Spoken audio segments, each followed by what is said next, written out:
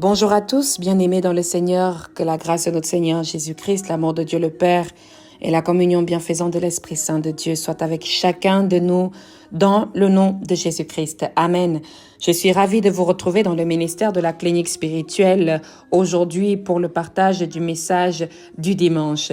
Béni soit Dieu le Père qui t'a amené près de nous aujourd'hui. Je prie pleinement afin que chacun de nous puisse recevoir la semence de l'Éternel aujourd'hui pour que chacun puisse grandir non seulement spirituellement mais aussi physiquement et que nous ayons des clés de réussite dans notre cheminement, dans la foi, dans l'esprit, mais aussi dans le monde à travers notre mission évangélique. Amen.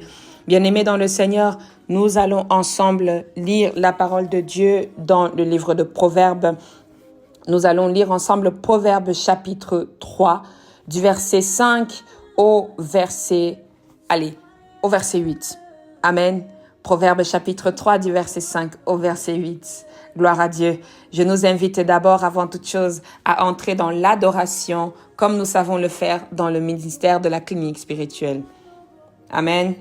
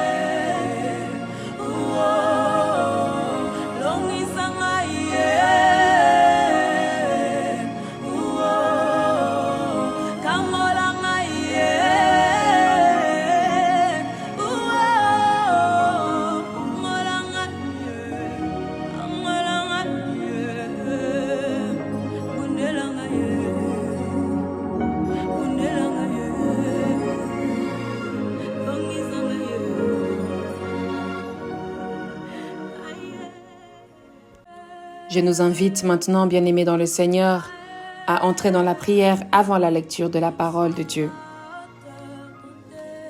Seigneur, notre Dieu, notre bon Père, nous sommes infiniment reconnaissants, Seigneur, ce matin parce que tu renouvelles ton souffle de vie en nous. Tu es présent dans notre vie, tu nous aimes, Seigneur. Nous aussi, nous t'aimons en retour, Père éternel. Tu remplis nos cœurs de joie lorsque nous entendons ta parole. Tu fais sourire notre être, Père éternel, lorsque nous sommes dans ta présence, Seigneur.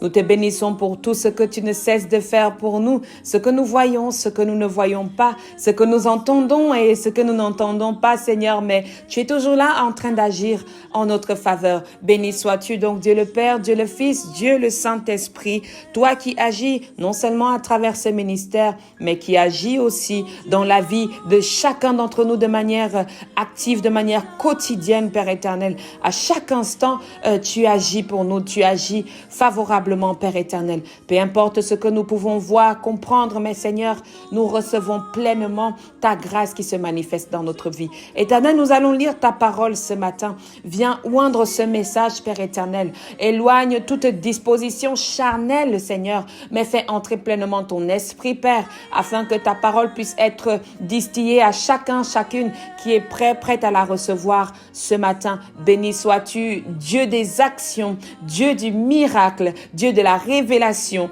Dieu d'amour, Dieu de relation, Dieu de restauration, Dieu de ressources. Tu es le Dieu tout-puissant. Toi qui agis pour nous. Merci Seigneur parce que tu vas encore agir ce matin au travers de ta parole. Amen, amen, amen. La Bible dit dans Proverbes chapitre 3 du verset 5 au verset 8, il est écrit Confie-toi en l'Éternel de tout ton cœur et ne t'appuie pas sur ta sagesse. Reconnais-le dans toutes tes voies et il aplanira tes sentiers.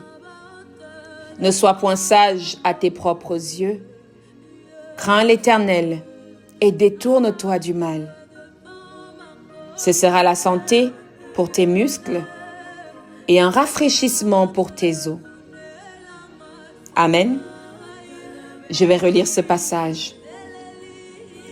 Confie-toi en l'Éternel de tout ton cœur et ne t'appuie pas sur ta sagesse. Reconnais-le dans toutes tes voies et il aplanira tes sentiers. Ne sois point sage à tes propres yeux. Crains l'Éternel et détourne-toi du mal. Ce sera la santé pour tes muscles et un rafraîchissement pour tes os. Amen, amen, amen. Bien-aimés dans le Seigneur, j'aime beaucoup cette péricope que nous venons de lire ce matin, ces quelques versets. Tout à l'heure, j'hésitais parce que moi, j'avais préparé le verset 5 et 6, mais l'Esprit de Dieu nous amène toujours à développer un peu plus ce que nous avons préparé. Ce matin, je voulais que quelqu'un fasse confiance à l'Éternel. Ce matin, je voulais que quelqu'un continue de faire confiance à l'Éternel. Bien-aimés dans le Seigneur, beaucoup des situations que nous vivons, beaucoup des cheminements que nous avons eu à faire, peu importe l'âge que nous avons aujourd'hui, mais nous avons marché. Quelqu'un qui a 15 ans aujourd'hui a quand même vécu 15 années sur terre et a quand même 15 ans d'expérience. Il a 15 fois 365 jours dans sa vie d'expérience, de réception, d'apprentissage, de choses. Et dans chacune de ces choses, parfois on expérimente aussi la dimension de la confiance. Dans ces 15 ans, celui qui a 15 ans ou celle qui a 15 ans va se dire, OK, en 15 ans, j'ai appris à faire confiance à ma meilleure amie. Parce que c'est ce que son expérience va lui apporter. C'est ce que son expérience va lui enseigner. L'autre va dire, j'ai 21 ans. En 21 ans, j'ai appris à faire confiance à ma mère. Parce que j'ai compris, après 21 années sur Terre, je me suis dit, il n'y a personne au-delà de ma mère qui peut m'apporter ce dont j'ai besoin. D'autres, après 35 ans, vont plutôt faire confiance, je ne sais pas, à leur père. En disant que mon père a toujours été loyal, mon père a toujours été vrai, mon père a toujours été impartial. Je vais faire confiance à mon père. D'autres à 40 ans vont se dire 40 années de ma vie, moi j'ai appris à faire confiance à ma femme. Parce que grâce à ma femme, je suis arrivée ici. J'ai accompli ceci. J'ai pu être la personne que je voulais être. Alors ils vont se dire à ce moment-là, c'est à ma femme que je veux faire confiance. Et d'autres, peut-être après 50 ans, peut-être après 60 ans, vont se dire, je veux faire confiance à ma fille. C'est à ce moment-là la mère qui parle pour dire, je vais faire confiance à ma fille. Ou peut-être le père qui parle pour dire, je veux faire confiance à mon fils, etc. Maintenant, vous comprenez les échanges. Chacun peut maintenant visualiser où je veux en venir par rapport à cette histoire de confiance. Et bien aimé dans le Seigneur, c'est de la confiance dont je veux te parler aujourd'hui. La confiance est un outil. La confiance est un outil. La confiance est un bouclier. La confiance est une arme. Comment la confiance peut être ces trois choses, si ce n'est plus? Eh bien, permettez-moi de vous amener dans cette perception aujourd'hui, la perception que j'ai reçue de la confiance. La confiance peut devenir un outil pour que tu puisses progresser, un outil pour que tu puisses arriver. La confiance peut devenir un moyen par lequel tu atteins ton objectif. Et la confiance en l'Éternel, la confiance en Dieu peut avoir tellement de dimensions. La confiance en Dieu peut être cet outil où tu te dis non, je ne me laisserai pas faire, je sais que Dieu a quelque chose pour moi. Je sais que Dieu a prévu quelque chose pour moi. Je sais que Dieu ne me laissera pas tomber. Et lorsqu'on chemine dans la confiance, c'est parce que nous-mêmes, nous faisons tout pour être des personnes dignes de confiance. Celui qui n'est pas digne de confiance ne peut pas réclamer de l'autre de la confiance. Écoutez, je parlais dernièrement avec quelqu'un et je lui ai pris un exemple en disant, c'est drôle, les personnes, j'avais vu également cela sur les réseaux sociaux, c'est bien les personnes qui demandent d'avoir un compagnon ou une compagne de paix.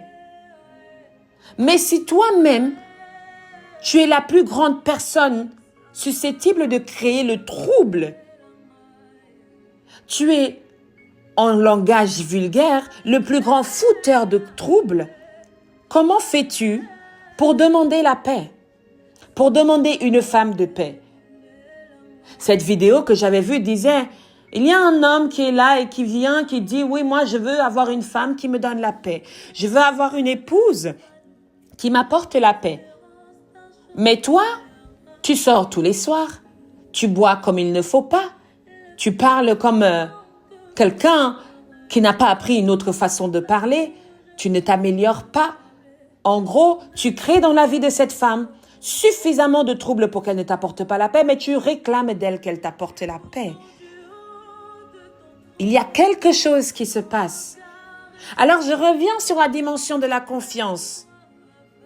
Lorsque nous avons confiance en Dieu, c'est parce que Dieu est une personne digne de confiance. Nous savons pertinemment qu'il ne va pas nous décevoir. Et nous utilisons donc la confiance comme un moyen d'y arriver. Je continue de me battre, Seigneur, parce que je sais que j'ai confiance en toi et que tu ne me décevras pas. Mais toi alors, toi et moi, regardons-nous un peu. Sommes-nous dignes de confiance? Sommes-nous véritablement dignes de confiance? Sommes-nous véritablement les personnes que le Seigneur peut dire, je sais qu'en elle, j'ai confiance? Parfois, je me dis, heureusement que Dieu ne regarde pas nos péchés, vraiment.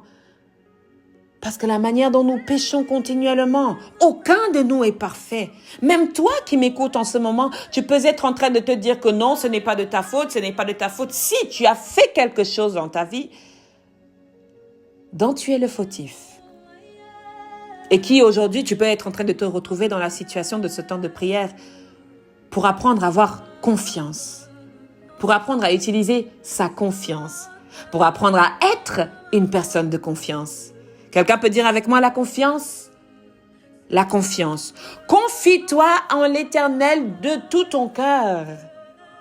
Ça veut dire aie confiance en Dieu. Aie confiance en ce que Dieu est capable de faire pour toi. Je sais que ce n'est pas un Dieu que tu vois. Je sais que ce n'est pas un Dieu que tu entends. Je sais que ce n'est pas un bout de bois devant lequel tu peux te prosterner. Je sais que ce n'est pas une pierre sur laquelle tu peux t'asseoir. Mais spirituellement, elle a toutes ses aptitudes et elle mérite ta confiance. Elle a tout ce qu'il faut pour que tu l'utilises comme moyen pour continuer à avancer dans la vie. La confiance en tant que moyen. La confiance en tant que bouclier. Elle opère lorsque maintenant vous êtes dans une relation. Je vais prendre l'exemple de l'homme et de la femme. L'homme est en relation avec la femme est en relation avec l'homme. Nous sommes en relation les uns avec les autres. La confiance viendra du fait que lorsque quelqu'un viendra te dire que ta femme t'a trompé, lorsque quelqu'un viendra te dire que ton homme t'a trompé, lorsque ton homme se comportera comme quelqu'un qui te trompe, lorsque ta femme se comportera comme quelqu'un qui te trompe, mais qu'elle n'est pas en train de te tromper, mais que tu as le sentiment de la tromperie, là entre le bouclier appelé confiance. Est-ce que je peux te donner ce bouclier ce matin? Est-ce que je peux donner à une amie le bouclier de la confiance par rapport à sa relation avec une autre amie? On viendra vous dire que, oh, cette femme, elle est, oh, mais elle est. Mais vous, en tant que bon ami, ayez le bouclier en disant, non, je ne reçois pas cette parole parce que j'ai confiance. Je sais qu'on a déjà trahi ta confiance plusieurs fois. Je comprends qu'on a déjà trahi ta confiance plusieurs fois. Mais la confiance que je veux te donner aujourd'hui, c'est une confiance de discernement. C'est que l'Éternel va éloigner de toi les personnes qui ne sont pas censées être là pour toi. Et quand je dis censées être là pour toi, c'est qu'il éloigne les personnes qui sont toxiques pour toi. Et il rapproche, tu remarqueras que dans ta vie, il y a une personne avec laquelle tu as une relation bien particulière. Et dans cette relation bien particulière, je me permets ce matin de te donner le bouclier de la confiance. Je sais, dans l'armure spirituelle, on parle du bouclier de la foi. Mais ce matin particulièrement, parlons du bouclier de la confiance.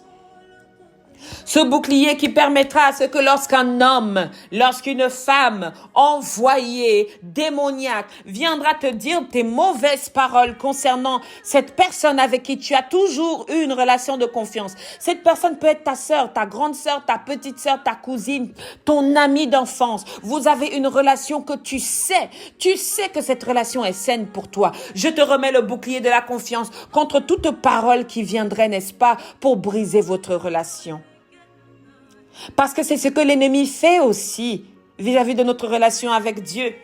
Certains chantent le meilleur ami, mon meilleur ami c'est Jésus, mon meilleur ami c'est Dieu. Mais quand il y a les mauvais amis qui viennent se mettre au milieu de vous pour vous faire comprendre que Dieu ne peut pas, Dieu n'a pas le temps, Dieu n'existe pas, je te remets le bouclier de la confiance ce matin. Continue à faire confiance à ton ami qui est Dieu. Continue à faire confiance à ton ami qui est peut-être ta mère. Continue à faire confiance à ton ami qui est peut-être ta fille, qui est peut-être ton frère, qui est peut-être ton père, qui peut être ton cousin, avec qui vous avez une relation incomparable. Alléluia. Je veux te parler aujourd'hui de cette relation que tu as avec ton Dieu, mais que les mauvais amis de la confiance veulent venir briser.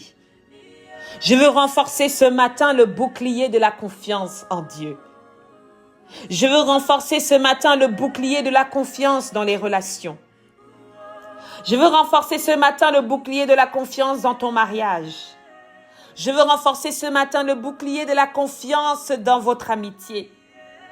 Je veux renforcer ce matin le bouclier de la confiance jusqu'à ton lieu de travail. Je sais que beaucoup de personnes t'ont déçu. Mais si c'est Dieu qui met ces personnes autour de toi, tu ne peux pas être déçu. Alléluia. Je veux parler également de la confiance comme une arme. Je veux parler de la confiance comme une arme qui peut être aussi connectée avec, tout à l'heure, on a dit le moyen. Bien-aimé dans le Seigneur, beaucoup de personnes cherchent souvent à affaiblir l'armée, n'est-ce pas?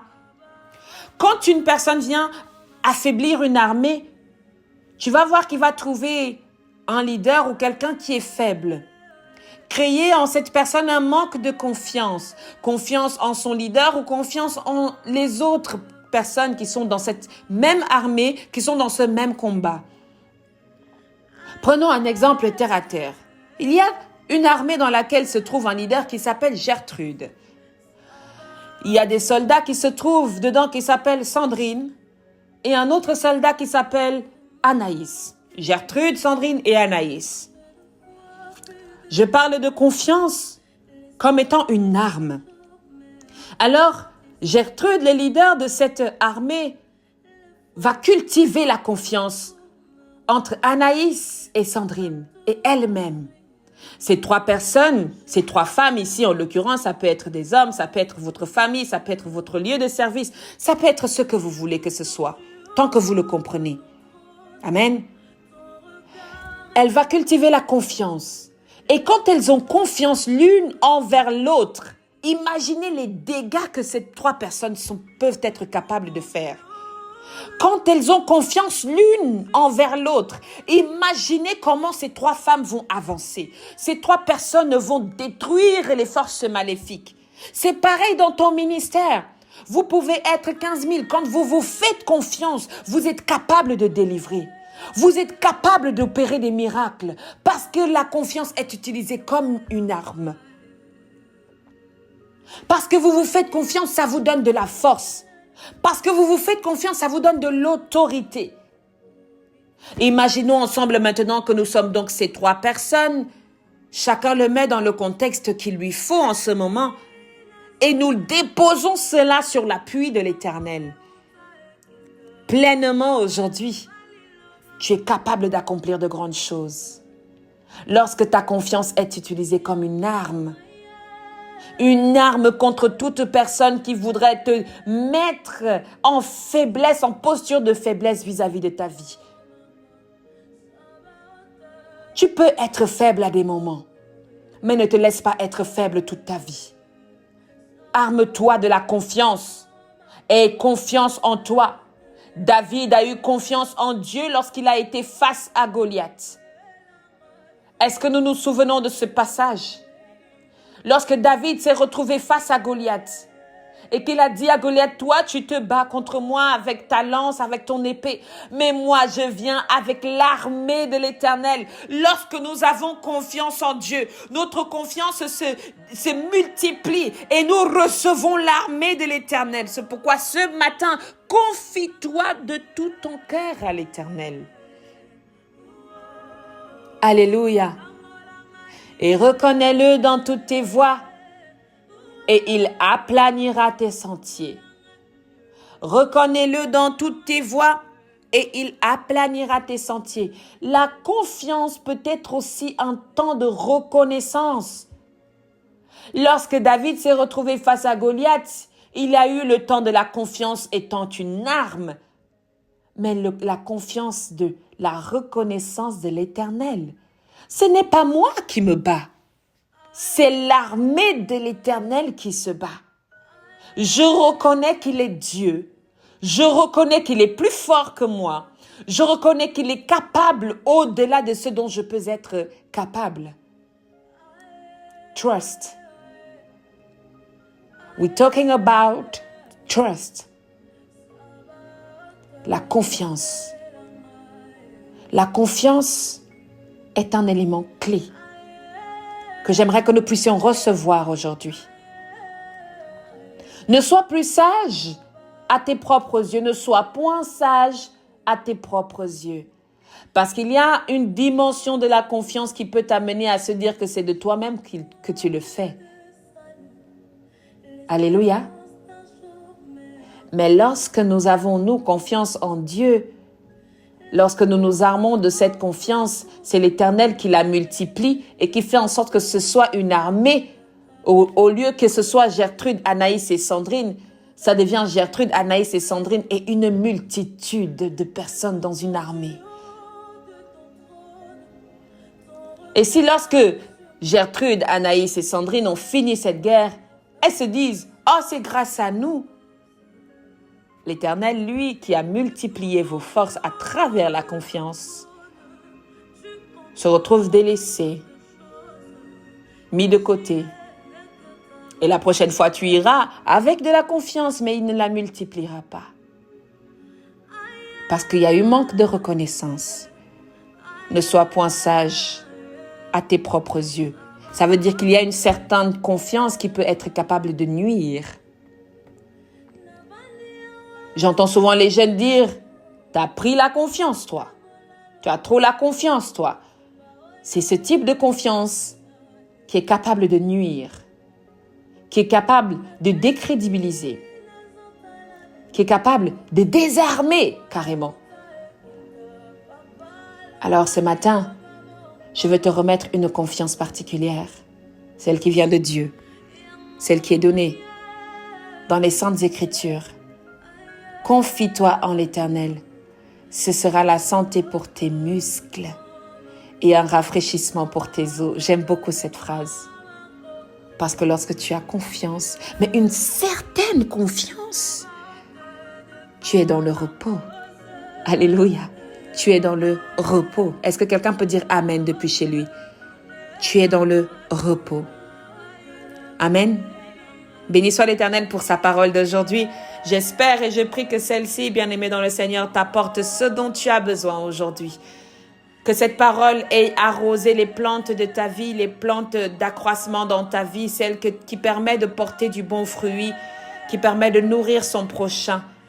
Que la parole de Dieu que nous avons partagée aujourd'hui puisse pleuvoir dans ta vie afin de porter du fruit. Béni soit le Seigneur qui aujourd'hui nous a encore nourris de sa parole, qui aujourd'hui a encore éclairé nos cœurs et nos vies par sa parole. Merci Seigneur Dieu parce que tu es amour et parce que Seigneur ce matin, tu nous donnes d'avoir confiance en toi. Une confiance saine et pure, une confiance d'amour. Merci Père éternel de bénir chacun des enfants de ce ministère, des membres, des parents, des grands-parents qui sont dans ce ministère qui reçoivent ta parole. Les personnes consacrées qui sont dans le ministère qui reçoivent ta parole. Et toute personne, Seigneur, qui n'est pas dans le ministère mais qui a reçu cette parole, Père éternel, que ta main se pose sur ces personnes-là. Que ta grâce, Père éternel, soit toujours avec nous parce que tu es amour et compassion. Tu es grâce incarnée, Père éternel. Merci pour tout ce que tu fais. Nous prions pour la nouvelle semaine, Père, qui va commencer, afin que toi seul ouvres les parvis de cette semaine et qu'elle puisse te rendre gloire dans notre vie. Dans le nom de Jésus-Christ, nous t'avons prié. Amen.